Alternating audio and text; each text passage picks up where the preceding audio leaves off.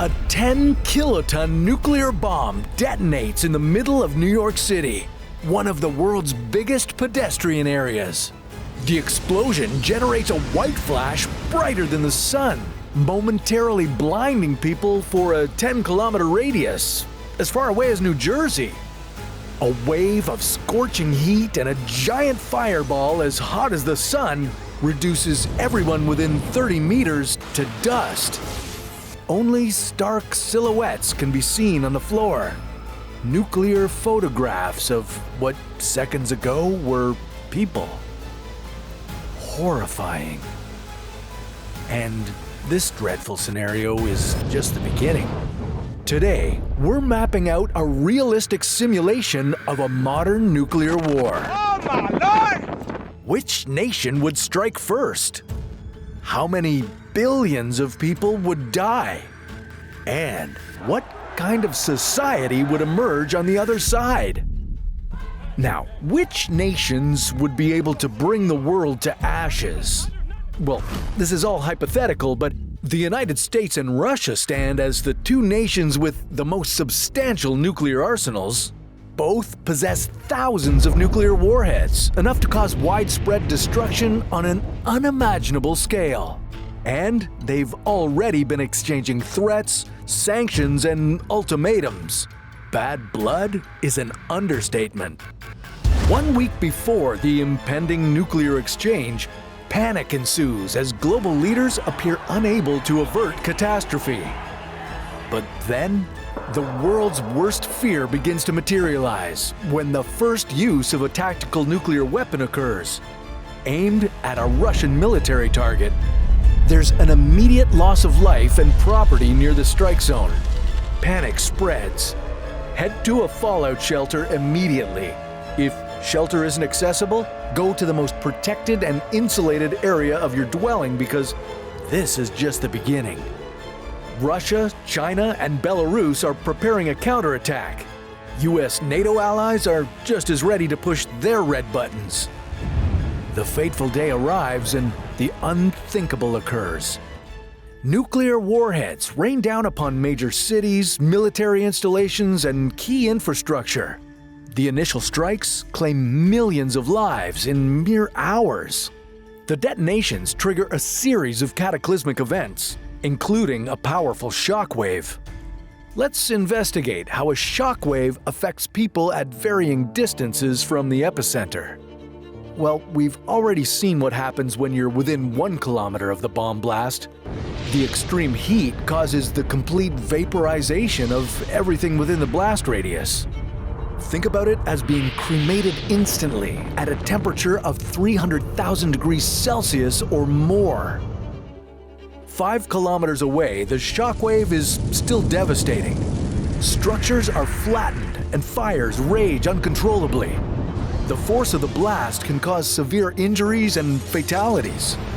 The intense heat scorches the earth, causing third-degree burns to humans.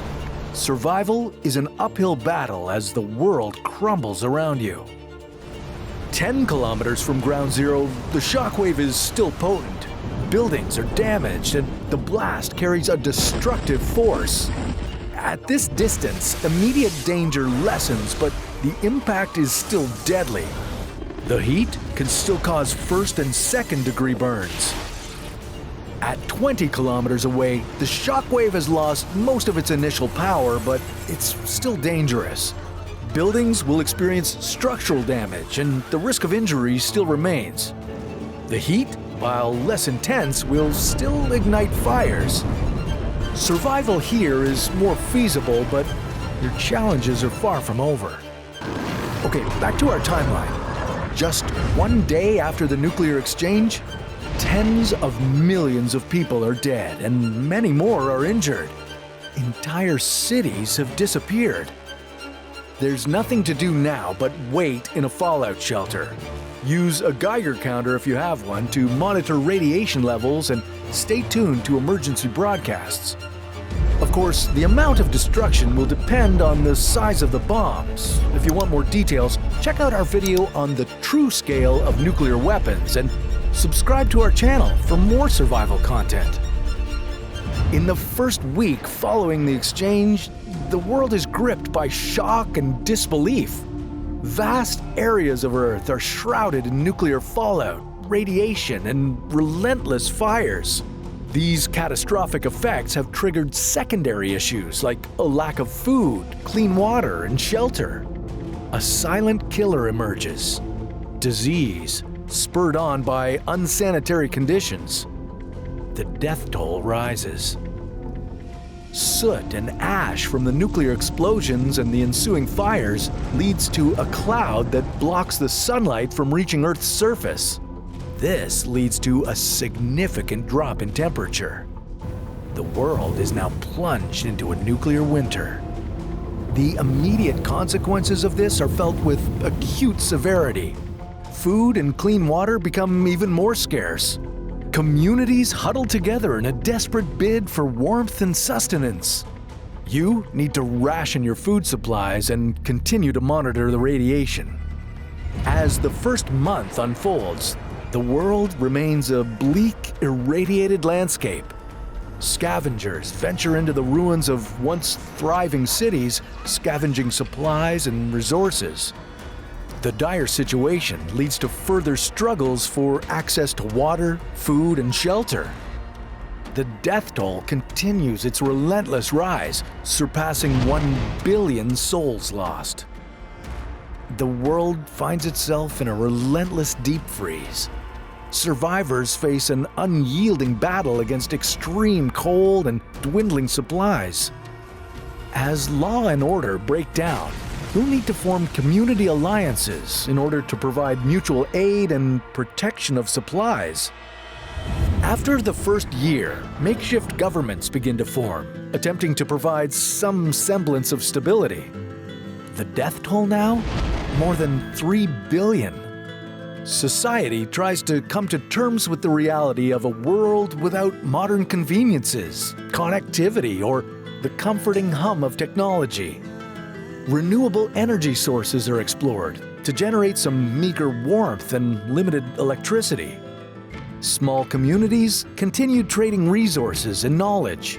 Healthcare services tentatively begin to reemerge, and getting a basic education becomes crucial for a new generation. Try to be an active member of your community by teaching the youth, growing plants in vertical gardens, and participating in reconstruction projects. At the 5-year mark, the world has permanently changed. Surviving communities grow in size and number. Trade networks span larger areas, reconnecting isolated groups. Scientific collaboration aimed at solving the challenges of a post-apocalyptic world rekindles human hope. Traditional agriculture has evolved into controlled indoor farming, producing modest yields. Still, the death toll continues its relentless march, now surpassing 4 billion. And new local warlords are on the rise. Many species, including humans, still face the risk of extinction. While humanity's resilience is remarkable, the path to recovery is long and tiring. Let's hope this scenario remains firmly in the realm of fiction and that when the time comes, the world chooses peace over destruction. A nuclear missile has been launched toward your city. Alarms are blaring and you've only got a few minutes to prepare for the impact. The initial blast of a 10-kiloton bomb, equivalent to the bombs dropped on Hiroshima and Nagasaki in 1945, would kill almost everyone within a 3-kilometer radius. If you're lucky enough to be outside the instant kill zone of this bomb, then pay attention because your fight for survival is just beginning. The world is constantly on the brink of a nuclear war. We all know it, but few of us have done anything to prepare for it. Well, don't worry because some of the most important items to help you survive might actually be in your home right now. Want to know all the different ways duct tape can save your life? Or why your fancy sunglasses are more important than your cell phone? Well, today we're going to help you put together the ultimate nuclear survival kit with just 8 items from around your home. Let's get started, because as soon as that bomb drops, you'll have just minutes until radioactive fallout starts raining down from the sky and eating away at your body. Number 8, helmet. Okay, the explosion will be massive. Then, if you survive the initial blast, a huge shockwave will hit seconds later, causing structures to collapse. It's time to brace for impact. You'll need to protect your head from falling debris. A bike helmet or a motorcycle helmet can help prevent head injuries or being knocked out by flying objects. Losing consciousness will be fatal. You've got a lot of work to do if you're going to survive the next few hours. Now, if you don't have a helmet, well, cover your head with thick clothing and use a piece of cloth to cover your mouth and nose and protect your lungs. There's going to be a lot of dust and smoke in the air. Number 7, sunglasses. The initial explosion will produce a powerful flash of light with high ultraviolet radiation that can cause temporary blindness and eye injuries to anyone within an 85-kilometer radius. Wear sunglasses with UV protection, and needless to say, don't look directly at the explosion. Now, even though sunscreen won't protect your skin from all the forms of radiation caused by the explosion, it does offer protection against UV radiation that can lead to sunburns, skin cancer, and weakening of your immune system. So put on that high SPF sunscreen and cover your skin with thick clothes. Number 6, rubber gloves. After the initial blast, your environment will be covered with radioactive particles, and as the fallout begins, it's only going to get worse. It'll be crucial to avoid direct contact between your body and radioactive particles, but obviously you still need to handle things, so protecting your hands will be essential. Regular cleaning gloves are fine. They'll protect your skin from radiation. It's best to have a lot of them since they can get damaged.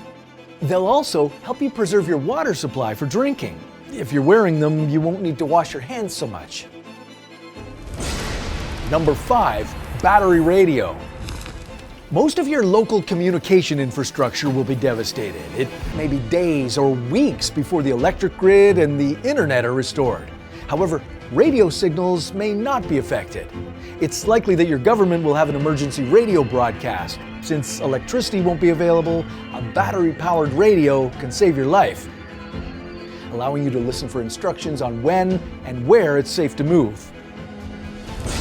Number 4, duct tape. After surviving the blast, you need to stay away from the deadly fallout. Radioactive particles can cause radiation poisoning and kill you within hours. At the very least, they'll put you at a high risk of developing cancer later. So stay away from the outside at all costs for a minimum of 48 hours following the explosion. You'll need to completely seal your house, and this is where the duct tape comes in handy. Using it along with plastic sheeting, you can seal your windows and doors, cracks and vents, reducing the possibility of radiation entering your home. And in a pinch, duct tape can also be used as a makeshift bandage or fashioned into protective gloves if you don't have the rubber ones around. Number 3, potassium iodide pills. Okay, most people won't have these lying around the house, but they are so important that we needed to include them on the list. The air you're breathing will be full of radiation, and when absorbed by your lungs, it'll contaminate your thyroid gland and increase your risk of developing cancer. Potassium iodide pills work by filling your thyroid with stable iodine so it has no room to absorb radioactive iodine. Each pill will protect your thyroid for up to 24 hours. It's important to know that taking more than one pill at a time can be fatal, so read the instructions carefully. Number 2, a flashlight. Fallout and debris will be blocking out sunlight, making it dark and hard to find your way around. Having a powerful flashlight in your kit can save your life, helping you to avoid injury and to spot potential threats. You'll also need a warm jacket since temperatures will drop drastically. And number 1, non-perishable food. With all the radiation and fallout outside, you'll need to stay sheltered for at least 48 hours, so make sure you have a stock of non-perishable and ready-to-eat meals, and have plenty of bottled water too. Most other water sources will be contaminated now. Fuel and electricity to cook or refrigerate your food won't be available either. Canned beans, beef jerky, tuna, and protein bars can easily be stored in your emergency backpack. Pack as much as you can carry because you don't know how far you'll need to walk to find help, and you'll need to move quickly. A blinding flash, a deafening roar, and an overwhelming wave of heat. You've managed to take shelter from a devastating nuclear blast, avoiding initial radiation. The immediate danger has passed, but now you're exposed to deadly residual radiation. Fallout exposure is no joke. It has a 95% fatality rate. Sometimes its impact is obvious, but other times it's happening deep inside you. Today, we'll explore how your body reacts to nuclear fallout exposure over time. We'll cover the progression of radiation sickness hour by hour, day by day, and even years later. How long can you live after radiation exposure? When will the telltale symptoms start to appear? And would all the fallout turn you into a mutated ghoul? We'll answer these questions and more in a minute, but first, let's get the basics straight. To be precise, it's ionizing radiation we're worried about. Ionizing radiation tears the cellular structure apart. A type of energy released by atoms in the form of electromagnetic waves or particles. Ionizing radiation has enough energy to knock electrons off of atoms, turning them into ions. Imagine your body is a city and your cells are the buildings. Ionizing radiation is like a series of powerful lightning strikes hitting the city. Each strike can destroy buildings, cause fires, and blackouts. In your body, this means damaged DNA, malfunctioning cells, and an increased risk of cancer. Okay, that said, let's begin this tragic journey and see what it really takes to survive the aftermath of a nuclear bomb. Right after the blast, you're hit by intense heat and the shock wave from the explosion. The immediate thermal radiation can cause third-degree burns, even miles away from the epicenter. If you're closer, the blast can result in blunt force trauma and lacerations from flying debris. So basically, if you don't want to be burned or crushed to death, you need to find shelter immediately. Preferably someplace sturdy with thick walls like a basement or an underground shelter. This will offer some protection from the initial fallout, a deadly cloud of radioactive particles that descends like invisible dust. If you were exposed to gamma rays and neutrons, well, they've already passed through your body, causing molecular and cellular damage. You might have heard of an over-the-counter pill that saves you from radiation. Well, while it does exist, it only protects you from one kind of radiation. Potassium iodide, often abbreviated as Ki, works by flooding the thyroid gland with stable, non-radioactive iodine. The thyroid gland is a small gland in your neck that regulates important bodily functions through hormone production. And Ki prevents it from absorbing any radioactive iodine that enters your body. The CDC says these tablets work, but only for 24 hours. Meaning they can block the intake of radioactive iodine for just 1 day. Ideally, you should have got the pills and instructions from your local health department. 1 hour later, you're already dealing with initial radiation exposure. Radioactive particles from the fallout will be all around you, causing external contamination if they settle on your skin and clothing. If you inhale or ingest any of these particles, you're in for a rough ride. You might suddenly feel nauseous and start vomiting. These are the first signs of radiation sickness. That's your body's immediate response to the intense radiation damage occurring at a cellular level. If you have access to clean water, wash yourself thoroughly to remove any radioactive particles from your skin and hair. Avoid using conditioner as it can bind radioactive particles to your hair. Yeah, I don't care how soft and shiny it makes your hair look because, well, you may not have any hair left if things get worse. Within the first few hours, the acute radiation syndrome, ARS, begins to take hold.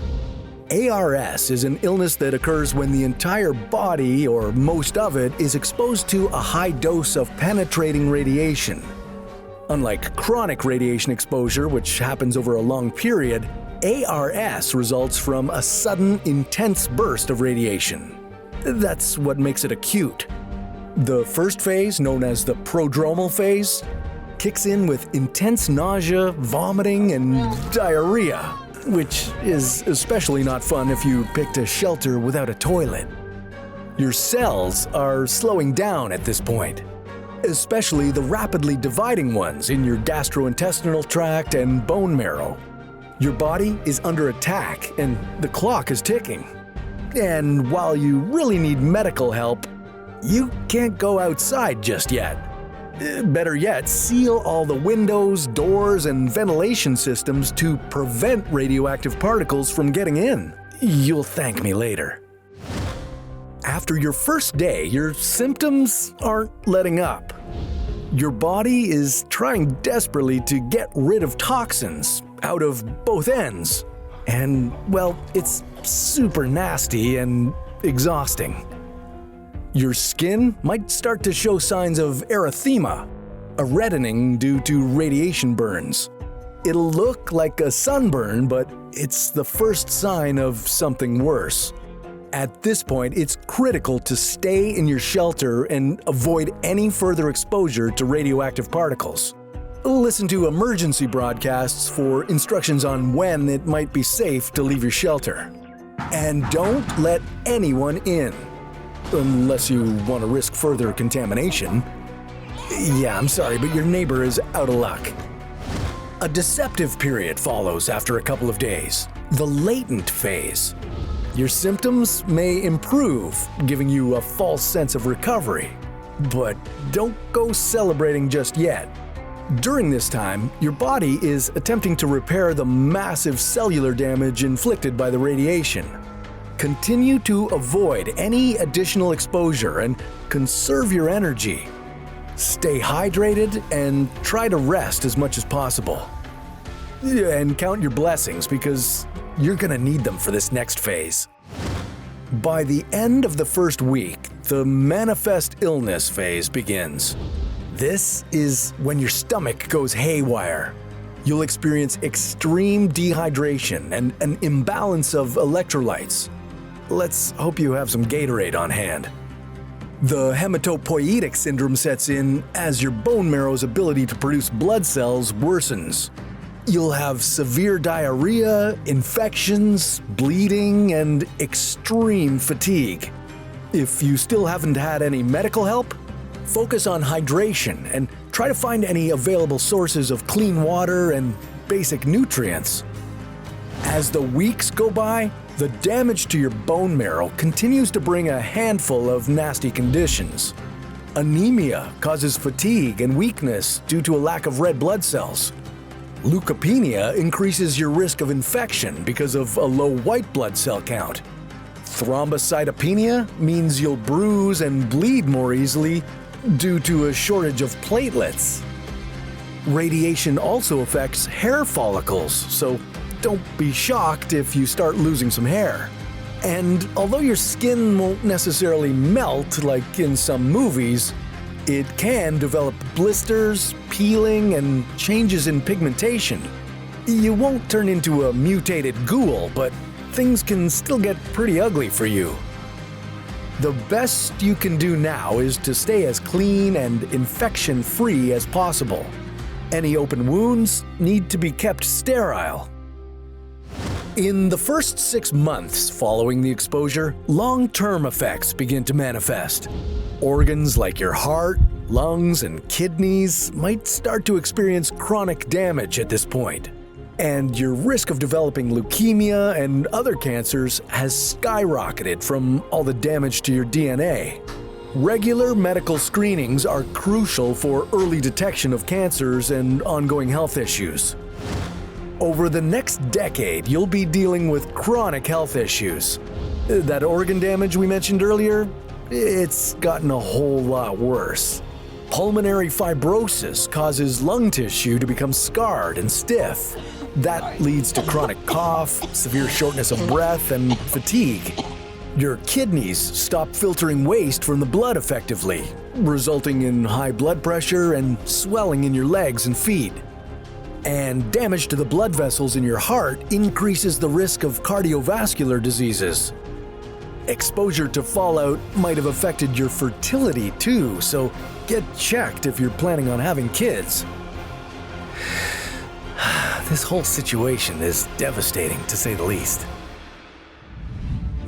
We wish that the impact of nuclear fallout on victims existed only in theory, but unfortunately, humans have experienced its devastating effects firsthand.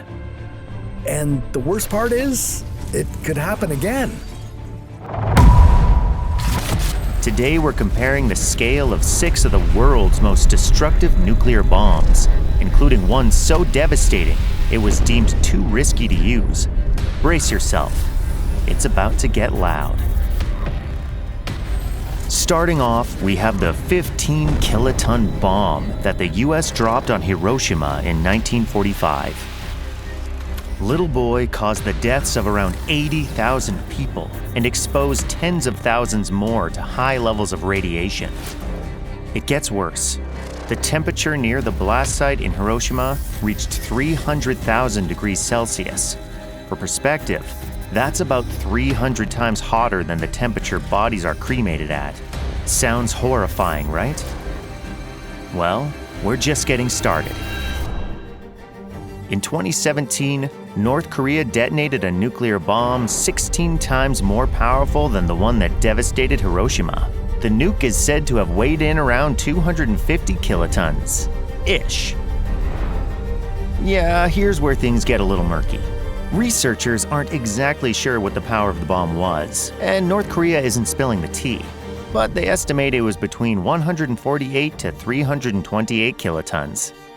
On the other hand, the US intel community estimated it was 140 kilotons. One thing is for sure, though. It was felt all around the world. Seriously, this bomb was so intense it caused an earthquake with a magnitude of about 6.3. The sound waves from the explosion were so powerful they were picked up by seismometers worldwide. Up next is one of the most powerful bombs in the US's arsenal, the B-83. This nuke has a yield of around 1.2 megatons of TNT. But what does that mean exactly? Well, let's break it down. You don't need to be a nuclear physicist to know you want to be far away from one of these.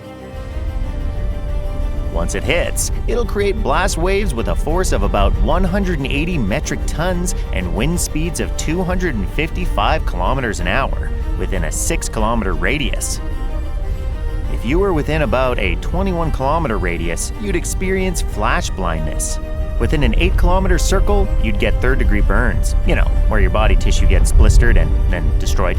And if you're within a 1-kilometer radius, you'll be hit by blast waves with 720 metric tons of force and winds of 756 kilometers an hour.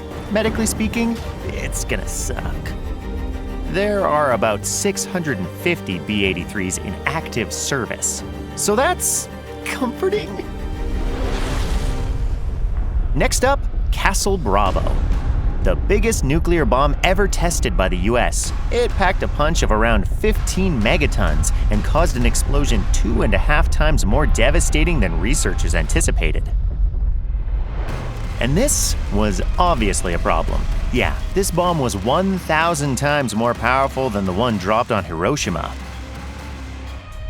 Radioactive debris spread across 18,000 square kilometers, contaminating people on nearby islands and even on a Japanese fishing trawler.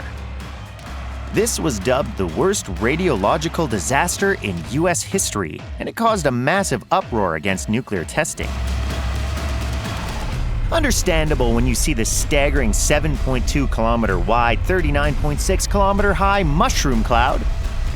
Oh, and it created a crater on the ocean floor nearly 2,000 meters wide and 76 meters deep. That's huge, but the next two on our list are even bigger. The Tsar Bomba 50 was not your average bomb. It was a hydrogen bomb and the most powerful one ever tested. It had a yield of about 50 megatons. In 1961, the USSR detonated it on a small Arctic island, creating a shockwave that turned the island into a flat skating rink. The bomb was commissioned by Nikita Khrushchev and weighed 27 tons and required an aerial bomber to transport it to the Arctic. The detonation was so powerful that it knocked the bomber down 900 meters before the pilot could course correct. It's not hard to see why a bomb with this kind of power was never made again. But that doesn't mean the USSR didn't want to. Okay, so Khrushchev may have commissioned the Tsar Bomba 50, but did you know he originally wanted a 100 megaton nuclear bomb? Yeah, plus 50, baby! The plan was to create a 3-layered bomb with uranium layers separating each stage, but testing the bomb was too, risky. Even Soviet physicists were worried the bomb would cover the whole north of the USSR with a massive cloud of radioactive fallout. And if that wasn't enough, the bomb was too heavy. So heavy it couldn't be placed on a missile or strapped to any plane. And even if it could have, it would have taken a crazy amount of fuel to get to the target and fly away safely, making it a one-way trip for any pilot.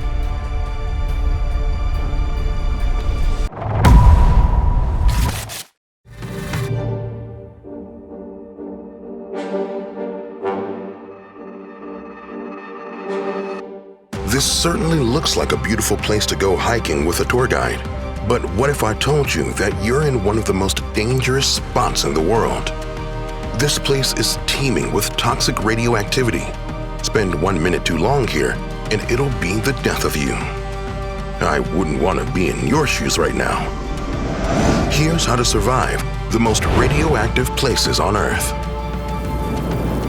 Radiation is all around us. If you've been on a plane or had an X-ray at the dentist, you've been exposed to tiny amounts of radiation. The radiation you'd receive by taking a 5.5-hour flight from New York to Los Angeles is nearly 100 times less compared to the levels you would experience in some of the places we're about to take you. And you better pay attention, because danger might be closer than you think. What should you do after being exposed to radioactive material? What are the symptoms of radiation sickness? And why shouldn't you use conditioner? Number 5. Milusu, Kyrgyzstan. Located in Central Asia, this small town was practically built on nuclear waste. A large mining operation resulted in 3 million megatons of uranium being excavated and then simply buried, contaminating the region's water, specifically the Milusu River. Unfortunately, in this town, cancer is quite common as a result. Between 2006 and 2015, of the 235 people diagnosed with cancer, 197 died. If you ever visit Milusu, make sure to bring your own water and food supplies to avoid exposure to additional radioactive substances. Number 4. Pripyat Hospital, Ukraine. After the 1986 Chernobyl nuclear power plant disaster, firefighters and first responders were brought to this hospital for treatment. Medical instruments, tools, and documents were left in the building as they were way too contaminated to be removed. Despite being a tourist attraction now, it's forbidden to enter the hospital's basement. Filled with the clothing worn by doctors and nurses, it's a radioactive hotspot. Since official tours are given here, you'd be scanned for radiation exposure as you enter and when you leave. Even with that in place, you'd still need to be able to identify symptoms of radiation sickness. If you start to feel nauseous or your skin turns red or abnormally tan, you need to leave the area immediately and seek medical help. Number 3. Beirut River, USA. Church Rock, New Mexico has huge uranium ore reserves. In 1968, a large-scale mining operation was set up. Any waste was deposited in 3 lagoons fortified by a dam built on geologically unsound land. A decade later, the dam breached and poured 427 million liters of radioactive water into the river. The Beirut River supplied fresh drinking water to local communities for themselves and their livestock. As a result, people have suffered numerous health issues, including kidney damage and cancer. Play it safe. Bring your own water. Number 2. Goiás, Brazil. In 1987, a robbery at an abandoned cancer clinic went terribly wrong when 2 thieves found a teletherapy unit used for cancer treatment still equipped with a canister containing a bright blue substance. They brought it home and, without realizing it, exposed friends and family to very radioactive cesium-137. The device was sold to a local junkyard where it was dismantled and the cesium-137 was released. Contamination was found over 161 kilometers away, and more than 100,000 people had to be monitored for radiation exposure. If you've been exposed to radioactive material, it is crucial to decontaminate yourself. Remove the outer layer of your clothing and put them in a sealable container and take it away from yourself and others. Take a shower as soon as you can. Use soap and shampoo, but make sure to skip the conditioner. It can make radioactive material stick to your hair. Number 1. Fukushima, Japan. In 2011, a magnitude 9.0 earthquake hit the Pacific off the coast of Japan, triggering a massive tsunami that flooded reactors at the Fukushima Daiichi nuclear power plant. 3 of them started to leak radioactive material following a fire caused by hydrogen air explosions. The spill meant 300,000 people had to be evacuated from the surrounding regions. While the plant was shut down, wastewater continued to be released into the Pacific. It'll take about 40 years to completely decommission the plant, so avoid taking a dip anywhere near it in the meantime. Phew, that was intense, but you pulled through. On August 4th, 2020, a fire ignited at the port of Beirut in a warehouse that stored ammonium nitrate and a stash of fireworks. A team of firefighters arrived to fight the fire. However, they quickly noted that something was wrong. The fire was too large and produced what they described as a crazy sound. The first explosion was triggered minutes later, with force equivalent to 2.5 tons of TNT. Seconds after, another explosion occurred, and this one was much, much larger. The blast sent a red-orange cloud into the air caused by nitrogen dioxide. The explosions resulted in the deaths of 218 people, 7,000 injuries, and $15 billion in property damage. The blast was so powerful that it physically shook the entire country of Lebanon and several parts of Europe. The explosion is considered one of the most powerful non-nuclear explosions in history. Unfortunately, there isn't much one can do to avoid a blast like this, especially one so unexpected. Still, your best chance for survival is to be as far away from the blast as possible and, at the first sign of danger, get away from any windows. And that's just the beginning of how big these explosions can get. Today, How to Survive is showing you the most dangerous explosions caught on camera and what you need to know to avoid them. Chernobyl is one of the most famous nuclear disasters in history, and to this day, it remains dangerous for unrestricted tourism due to the radioactive fallout. The meltdown and explosions destroyed the reactor building, which led to an open-air reactor core fire that lasted from April 26 to May 4, 1986. Radioactive containments were released across parts of the USSR and Europe. This incident, along with others, has led to the fear of nuclear meltdowns worldwide to this day. We're doomed! In the event of a nuclear meltdown, it's important to evacuate the immediate vicinity and stay out of the containment zones to reduce negative consequences on a person's health. On March 4, 2012, a series of blasts occurred in the capital of the Republic of Congo. The explosions were so strong they were felt for several miles across the Congo River. The blasts damaged roofs and windows. They created widespread panic in Brazzaville and Kinshasa, as citizens believed an armed conflict had begun. Over 300 people were killed in the explosion, with 2,500 injured. The damage also left 121,000 people homeless. If you find yourself near an explosion like this, it's essential to get indoors as soon as possible. A series of explosions in northern China in 2015 killed 173 people and injured hundreds of others. The first two explosions occurred 33 seconds apart. The second explosion was far larger and involved detonating about 800 tons of ammonium nitrate. Ammonium nitrate is a component of explosive mixtures used in mining, quarrying, and civil construction, and accounts for 80% of explosives used in North America. The fires caused by the explosions burned throughout the weekend, which led to 8 additional blasts on August 15th. An investigation concluded that an overheated container of dry nitrocellulose was the cause of the initial explosion. Tragically, of the 173 fatalities, 104 were firefighters. The explosions led to a large crater at the site of the blasts, and more than 8,000 new cars parked in lots nearby were burned. While it may not be possible to get out of range of an explosion of this magnitude, your chance of survival is higher if you keep away from the path of debris and keep your face to the ground. During the afternoon of March 7, 2021, 4 explosions were triggered at a military barracks in an Equatorial Guinea neighborhood. These explosions killed 107 people, and more than 600 others were injured. An accident of this magnitude is impossible to predict, but where possible, it's best to keep your distance from any military installations or any depot where explosives may be stored.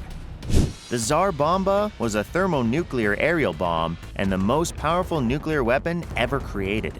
Devised by the former Soviet Union, the bomb was described as a nuclear device with practically unlimited power. The bomb was flown to State Test Site No. 6 of the USSR Ministry of Defense and detonated anonymously 4,000 meters above the ground. Even without the uranium, the flare of the explosion was visible more than 1,000 kilometers away, in places like Norway, Greenland, and Alaska. The explosion's nuclear mushroom rose to a height of 67 kilometers, and the blast wave circled the globe 3 times. Survival tip: even if you're not affected by the initial blast from a nuclear bomb, get as far away as you can. The nuclear fallout from a bomb like this can quickly kill you after the fact. On October 7, 2017, a petrol tanker at Atomic Junction in Ghana caught fire. The fire resulted in an explosion at the site of a liquefied natural gas station. The fire spread toward a cooking gas depot next door, and as a result, at least 7 people died and 192 more were injured. The total cost of property destroyed is estimated to be over $120,000. Trinity was the famous first nuclear weapon detonation conducted by the United States Army as part of the Manhattan Project. The explosion is infamous and has been featured in media since its detonation. This was a turning point in history, as it showed everyone how deadly these nukes can be. On the morning of December 6, 1917, the SS Mont Blanc, arriving late, collided with the SS Emo near Halifax, Nova Scotia. The Mont Blanc was carrying a plethora of high explosives, and as a result, caught fire and exploded, destroying a large part of the city. Nearly 1,800 people were killed, and an estimated 9,000 others were injured.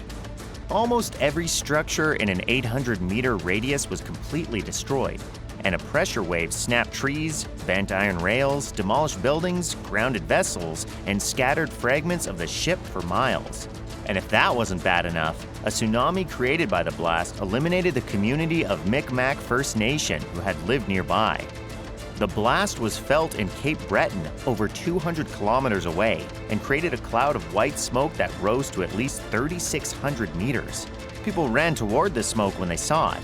If you're trying to survive, this is the last place anyone should go in an event like this. If you see smoke, there's fire. And if there's fire, that's a place you should not be. The N1 launch explosion occurred on July 3, 1969, in the USSR. The N1 was a super heavy-lift launch vehicle that was intended to deliver payloads beyond low Earth orbit. However, the flight of the N1 vehicle was brief. After a flash of light, debris from the vehicle could be seen falling from it. The engines immediately shut down, with the exception of one, which led to it leaning at a 45-degree angle and dropping back onto the launch pad, and damaging the pad so badly it took 18 months to rebuild. The 2,300 tons of propellant on board caused a blast and shockwave so large it was able to shatter windows across the launch complex and sent debris flying as far as 10 kilometers. Unburned fuel was still raining down from the sky after the event for more than half an hour afterward. The explosion was visible from 35 kilometers away. Space launch accidents have been a tragic occurrence, and it's important, as always, to stay away from the windows when an accident occurs and stay indoors to avoid any debris. Explosions are impressive, but there's much more to surviving a nuclear explosion than just staying away from windows. What should you do to survive a nuclear blast?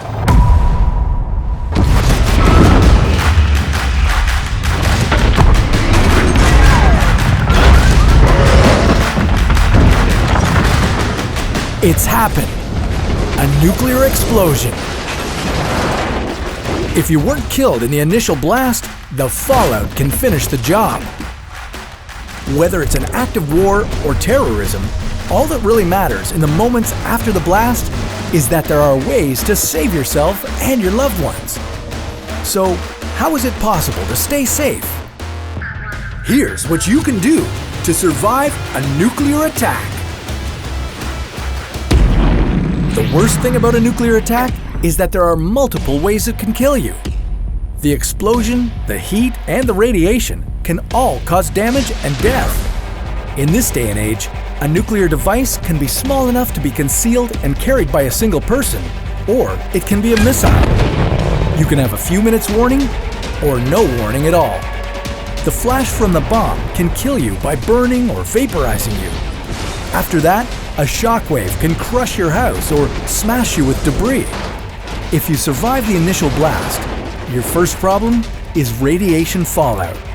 Fallout is radioactive soil and debris that rains down on us after the blast. Why is radiation fallout dangerous? It damages the very cells that our body is made of. Radiation is energy moving as waves or particles, and it exists everywhere around us, including in the sun, soil, and rocks. That kind of radiation is considered to be low-level radiation, and it's fairly safe. Medium-level radiation causes fever, headaches, and vomiting. High levels of radiation damage your internal organs severely and can kill you. A nuclear attack is definitely in the high-level category. So, what is your first priority after the blast? Well, the radiation fallout takes about 15 minutes to come down to ground level after the explosion, so in that time, you need to take cover. Step 1. Get inside. Brick or concrete buildings will protect you best against radiation. However, you don't have much time, so don't waste it by looking around. It's important to get inside any structure as soon as you can. Take off your clothes, they're contaminated. Stay away from the roof and the outer walls of the building. Go to the basement or the middle of the building. Step 2.